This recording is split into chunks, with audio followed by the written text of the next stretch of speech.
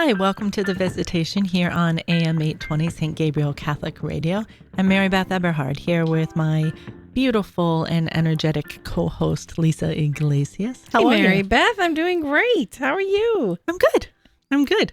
So full of energy. It's been a while since we've gotten together, so I'm excited to be here in the studio. I would much rather be on my front porch right now. I love my rocking chairs and my swing. I have a lot to I've missed catching up with you, so this is going to be a lot of fun. It's our virtual front porch. Here we go. Our virtual front porch. We could request, get a little swing in here, rocking chairs. Could be. I don't think a picture of one, maybe. Yes, that's a great idea. So what have you been thinking about? Girl, I've been thinking about, do you want the pow, pow, pow, 15 different thoughts or just one? Give me one. Okay. So here we go. Lately, I have been, it's a blessing, but many of my students who I've had the privilege of teaching over the years, they've graduated and they've chosen to not go to school. They're kind of trying to figure it out. You hear phrases like, I'm taking a gap year, or I'm doing this or that. And a couple of them recently have come to me and said, Mrs. E, I just want to be a mom.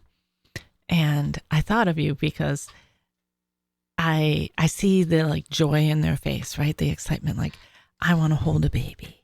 And depending on when they hit me during the day, right? And I'm like, oh, sweet child. Or, I'm able to say, let's sit down and talk about that. But I think that there's a natural progression that they're missing. And I wish I could pull up a chair sometime and have you there for your wisdom that you bring to it, because it seems like there's an order to life that might be missing a little bit there. They're jumping to I want to hold a baby. I want to be a mom. And there are a few steps before that must happen. Mm-hmm. We talk about right order in our family. We talk about the natural progression. Mm-hmm. And so I guess for this show, for this topic, it's more about what do you think about that? Where would you go if you're talking to a young woman? Yeah.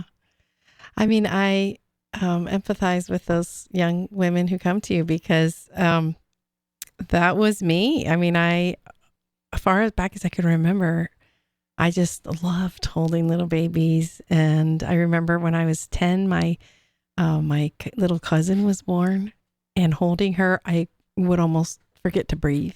She was just gorgeous and beautiful, and I was amazed and I was hooked, and mm-hmm. I just wanted, that's what I wanted one day too. And I'm going to just take a funny little detour here, but it makes me think of a conversation I just had with my daughter, and we've talked about this many times over the years, but in a funny way, she said, I think people who love horses are born with a horse gene. I'm like, okay, explain. And she has said, a lot of people are like, oh, you're a horse girl. You like pictures of horses and stickers of horses and to color horses. And I would say that for her, that was there as a very small child. Mm-hmm. It has never left. And so I can relate to her on this as far as the wanting to be a mother, like your students are saying to you. And I'm grateful because I see it play out in her life, her horse girl gene, and mm-hmm. the direction that God is taking her. And it's neat to see because I have something to look at and touch that I experienced as far as wanting to one day, be a mom or hold those babies. And maybe other people have that same thing, about other things. Maybe for you, it was the writing that you do. Maybe that's been there in your heart for a long time. But yeah, so let me come back to the subject. But I think you're right as far as the order. I think it's easy to look at the things that we do, which makes sense because they're young people. And so they're observing and they're watching okay, when I'm home, this is what I see. And when I go to my friend's house, this is what I see. When I'm looking at social media, this is what I see. When I watch my shows, this is what I see. I don't like these things. I don't like these things. I aspire to this. And it might be all of the doing. So perhaps when they're with you, they're seeing this like, again, you can just, plug your ears if you don't want to hear this, Mary Beth, but like this organized, thoughtful, grace in motion person who has children, who are growing and learning and succeeding and are beautiful inside and out. And like, they want that. They look at that and go, yeah, that's what I'd like to be one day. And, but there wasn't like you didn't just wake up one day and you were in this place you are at the moment, right? So there were steps, there was seasons, there was years of forming your heart and soul, right? That God did. Right. And I think of, going back to what you said about your daughter, in the horse gene, I think, like I can look at some of these young ladies that have come to me and be like, yes, I see that you have that gene of motherhood. You have that, like I see you constantly holding a baby, or if you've watched your mother, or you walk right alongside her and and you're quick to help out with this or that, right? But what they're missing when we talk about, what really came to me is the order of that is, well, honey, obviously to have the baby, well, not obviously, but the right order of things is for you to be married first, right? And we don't get married to have a baby. Mm-hmm. That's not why we do that, right? And then marriage must come before that, you've got to pour into your marriage so that you can be supported in your motherhood, right? And then if you back up from that, you have yourself. I talk to my kids, I have some young adults and Mom, when I'm just waiting for the one, right? And so we talk about, well, form yourself, get yourself to be the right, to be ready for the person that God has or is preparing for you, right? So you alone know what you need. You know deep down where your weaknesses are. So pour into those. That's beautiful. I love that. And become the person that you'll need to be a good spouse, right? And so that's, forming yourself. But then if you back up, even more, God must be the first, right? But then if you've got this order of, God, myself, my marriage, my, potential children, right? If, you almost put like one of those parentheses around the side of those, you have God like must be the backbone of it all too, right? So there's like a surrendering in all of those, or a surrendering, but like an invitation, right? Surrendering actually feels like the wrong word because it's just take care of it, Lord. It's an invitation, like, Lord. Yeah, but in trust. Yes. Absolutely. Like your idea, Lord. Yes. For this. Yeah. But the question, I really, put to these girls is like, what do you want? Why? Why do you want this? And, what they're seeing is not actually kind of adding up to their desire. And then also I asked them, like, quick question, why did you put the word just in front of that? Why do you say, I just want to be a mother? Yeah. I don't hear people saying, I just want to be a nurse. I just want to be a doctor. Yeah. So why the just? Yeah. Don't minimize. Let me just get a little tablet out and tell you what just being a mother looks like, right? Oh, yeah. Or just being a wife, right? We need to take out that just. Just being a disciple of the Lord. Right. Right. Side note. Yeah. We don't like right now in my family, we're talking a lot about could and should, right? And I've been pulling on my older kids. They're all getting older now. It's so weird, but to take out the should, and we have a little saying in our house. I'm sure you have heard it, but thou shalt not should upon themselves. And my gosh, he's a sophomore now. He looked at me like one night, and he was overwhelmed, right? And I was like, hey, he's like, I should have done this. I should have done that. And I was like, and he's very disciplined. And so I was like, here's a new 11th commandment for you. Okay. And he just laughed. He was like, that's brilliant. Yes. But, in the same way, it's, you go back to what is it that you could be doing to Yeah. form yourself for where you feel God is calling you. Yeah. Yes. So as you're speaking, I mean, I'm thinking of myself now, like almost 34 years married, thinking like I need to be daily thinking about this as far as for my marriage is am I allowing that space and place for the Holy Spirit to make me the wife He wants me to be for, my dear husband, and but working on myself, that like you're saying, like where are the places that I'm not forgiving myself so I can be more forgiving? Where are my places I'm so impatient with myself and so disappointed in myself, so that I can be give that to Jesus and be like, what do you say about this? On the way here, I listened to Lauren Daigle and that song. I was listening to Lauren Daigle on the way here too. Goodness, in that song, Which like one? What You Say, like that might not be the title. I think it's called You Say. And I was just crying, and I thought, oh, get it together. You're about to see Mary Beth, and she clearly has it all together. So, but I just really think that it can't be stressed enough. I think also, maybe it was like, I'm trying to think back to myself in those days, and I was very involved with ministry in my, early 20s and things like that. And really, praying all the time, different ministries for different groups all the time, Bible studies and things. And so, when it came time to get married, we both looked at each other, we're like, well, yeah, like we're like disciples of Jesus. Like, yeah. But I don't think I spent like any time learning how to like have good, quote, arguments, have good, safe, not safe, but like fair conversations, and how to say you're sorry and things like that. I hadn't learned those things. So I was totally thinking about this because, there's not a degree in college to go and be a good wife or mother, right? There just isn't. And the goal, you think like, the goal is not a diploma. The goal, even in college, is formation, right? Yeah. I mean, ideally, that's what you're hoping, right? We hope, we pray. Yeah. But the goal is formation. And so, but you think about, like you said, like, what are the skills that are necessary in a rightly ordered progression of things?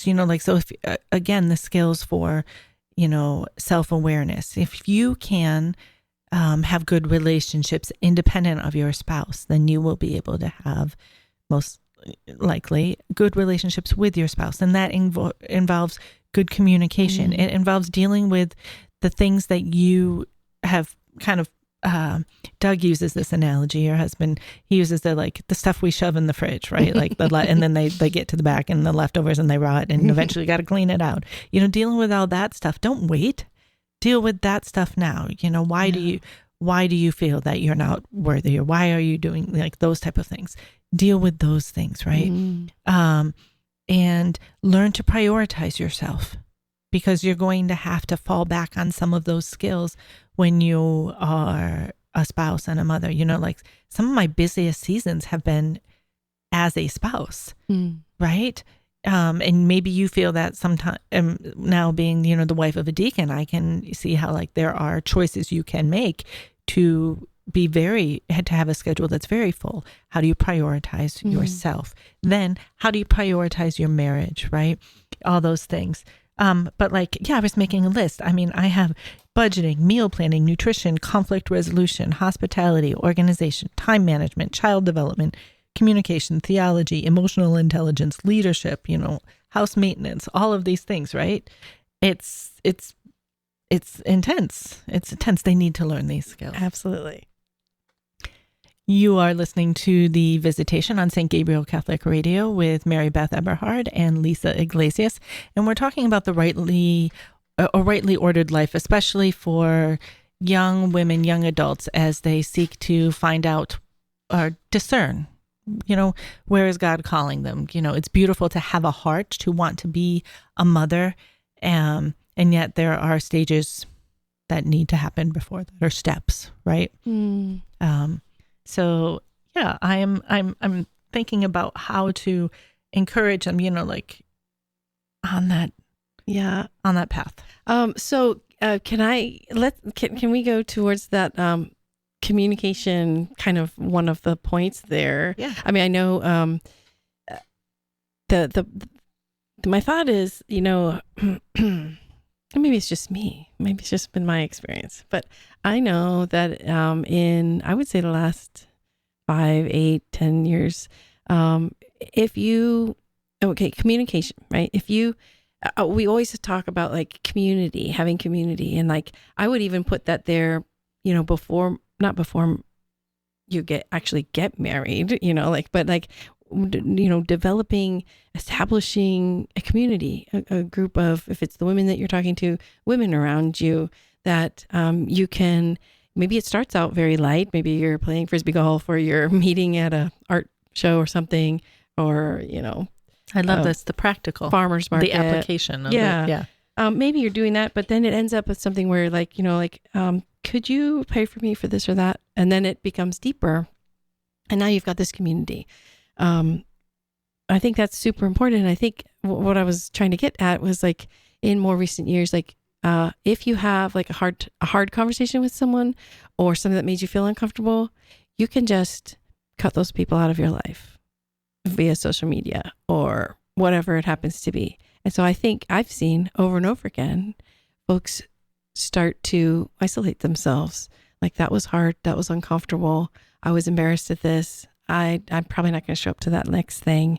And in their real life, right, walking around, going, whether it's a church thing or whatever with your work, and slowly you don't have to interact into those hard conversations anymore by choice. You don't have to. You can create your own, quote, safe space. That Father Drury hates that phrase. I heard him mention that. But he, so we can now make it so that we're not practicing good communication. There's no chance to practice good communication. We're just going to listen to, watch, speak to people who agree with us.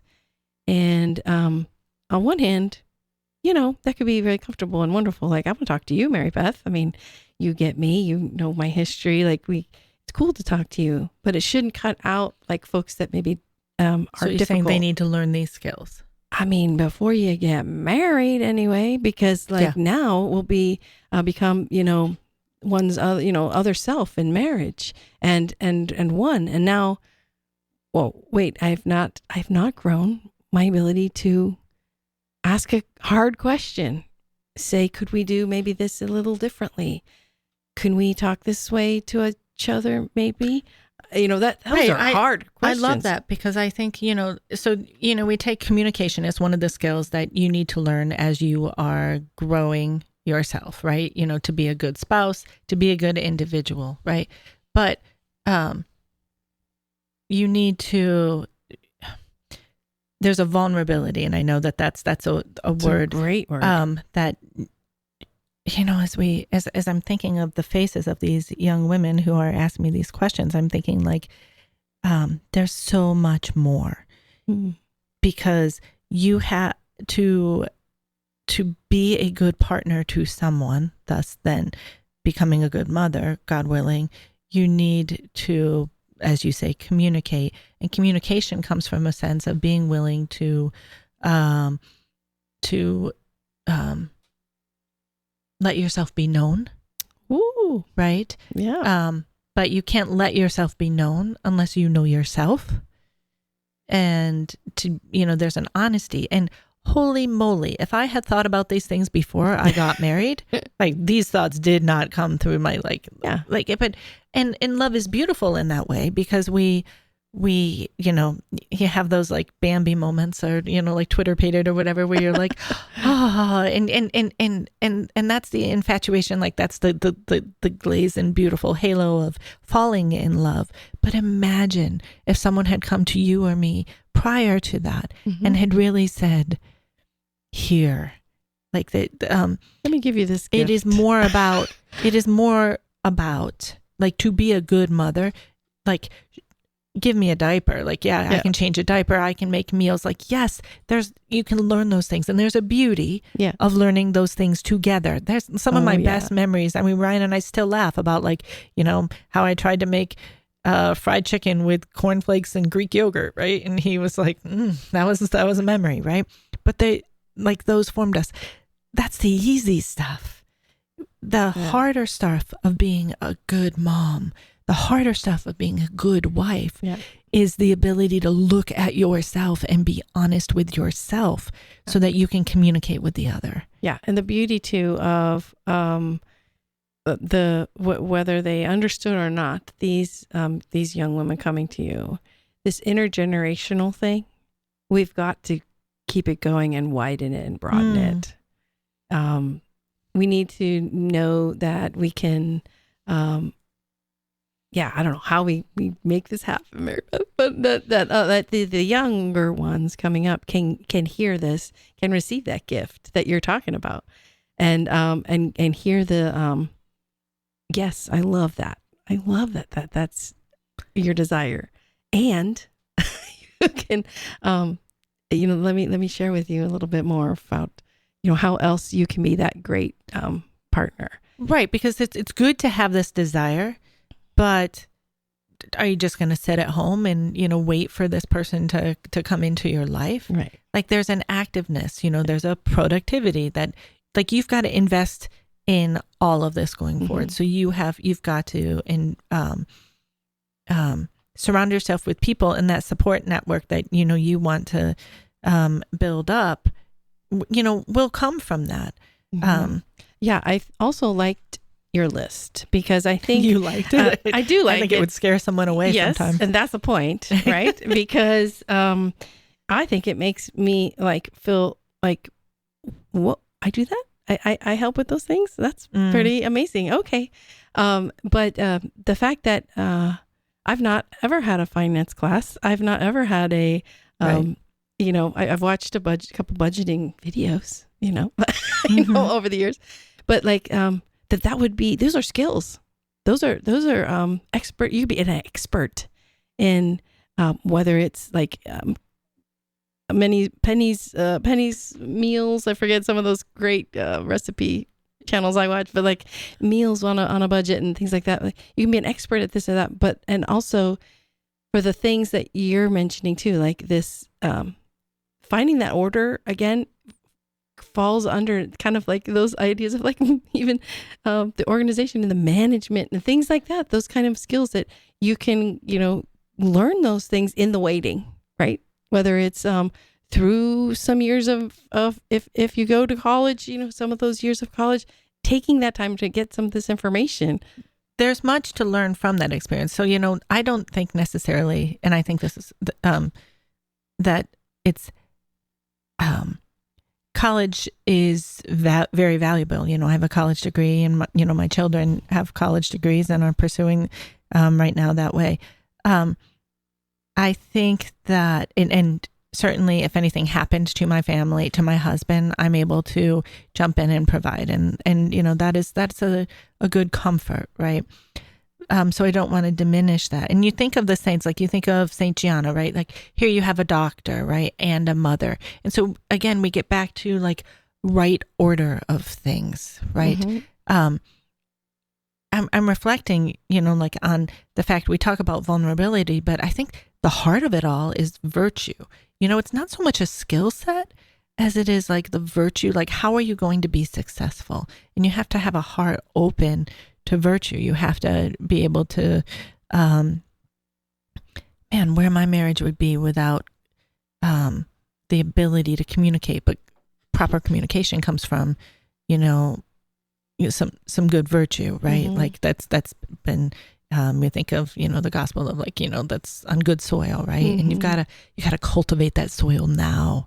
And that's kind of, what kind of soil is your life is really mm-hmm. what this, So I think even so for, for those who, or maybe if, it's a granddaughter or a niece or daughter or yourself, pray and ask God for the grace to illuminate to you what it is that He wants you to lean in more about, either yourself or what it is that you needed, who it is that you go and talk to about, right. That has lived a life that a virtuous light that you can see on the outside. That doesn't mean they're perfect. Doesn't mean they're perfectly holy. The desire is good. Right. But look for the God gives you witnesses. He gives you people to walk alongside and learn from them in every season.